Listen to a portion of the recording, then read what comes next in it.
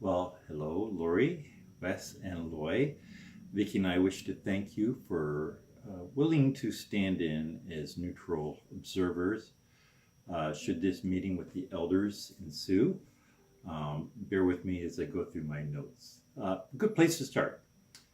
To be honest, I don't have all the answers, but I do believe the proper thing to do is to shed some light here.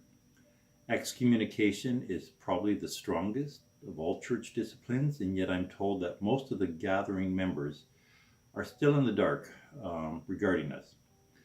It's tricky now to level the playing field with these issues and not be accused of jury tampering. So without demonizing anyone, here's what I know and here's what I believe would be appropriate for you to know entering this. If at any time you feel uncomfortable and wish to withdraw, we certainly understand. This is a strange beast. Vicky and I still contend our innocence. Now, please don't interpret that as being perfect. No one knows better than us that we are not above reproach. Let me explain this to you with an example that I gave Wes. Think of some newlyweds. They're in love, but she's a little unkept, maybe not a good housekeeper. And one day, the husband enters into an affair with the secretary at work.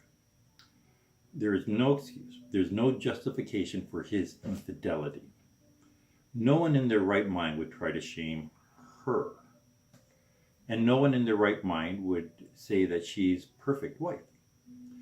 But she is not the guilty party in this transgression. She's innocent.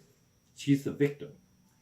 Aside from differing with the elders, there is no acceptable excuse or justification for our exile. It's not my desire to share every detail with you. I'm not trying to win your favor. We only wish to be honest, objective, as much as possible. The last thing that we need is to leave out some detail that would come back to bite us. Oh, Winton didn't mention that. Vicky withheld those specifics. Even this morning, Vicky reminded me that we need to have clean hands in this. We don't want to shoot ourselves in the foot. I like what Jay shared when he said, a half-truth is still a lie.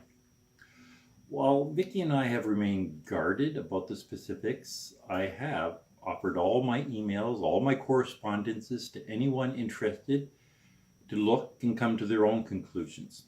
I think that's pretty well common knowledge. Obviously, this includes you. And at this point, we are now willing to honestly answer any questions that you might have. The time for beating around the bush is past. However, please remember, we require your attendance only to ensure a legitimate and a fair meeting between both parties. I'm not trying to drag you into a fight. Overall, throughout this, Vicky and I have remained thankful. We've remained joyful. In so many ways, what we've experienced is a mere unpleasantness when you compare it to what other people are going through in life and have gone through. The Bible says there's nothing new under the sun, and that even includes conflicts with religious leaders. Where to go? We do desire peace. No one enjoys strife. But real peace must be married to honesty. So in the end, I don't know if that will be accomplished. And after much soul searching, here are our reasons for pressing forward. I think I should share this. No one likes loose ends. One way or another, this should be wrapped up and not continually ignored. We're doing this because a number of people are still asking why we are banished. We've been trying to move on beyond this, but it still comes up. Vicky and I have made an investment with our church family. Throughout this, I've witnessed an erosion, or I believe I've witnessed a great erosion of integrity. And by not sweeping matters under the rug, I'm hoping things will return to their proper lanes. I'm hoping that somehow this meeting will restore some of that lost integrity. And finally, for many, many years, I struggled with Paul and Silas when they pressed for the leaders to come and personally release them from prison. I was always taught to turn the other cheek. That was the go-to. I was also taught that God has ordained authorities. I couldn't reconcile these differences, but I've come to recognize that you can stand for ethics, you can stand for morality without being vindictive.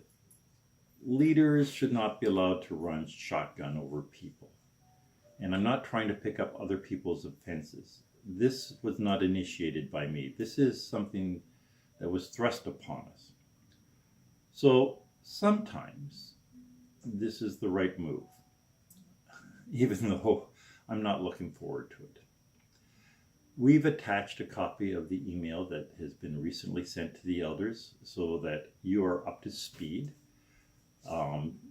Please take note that we did not mask anything with false piety or flowery speech. You'll find it respectful, but notably blunt.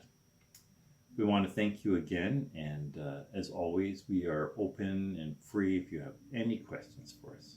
You take care. Thank you.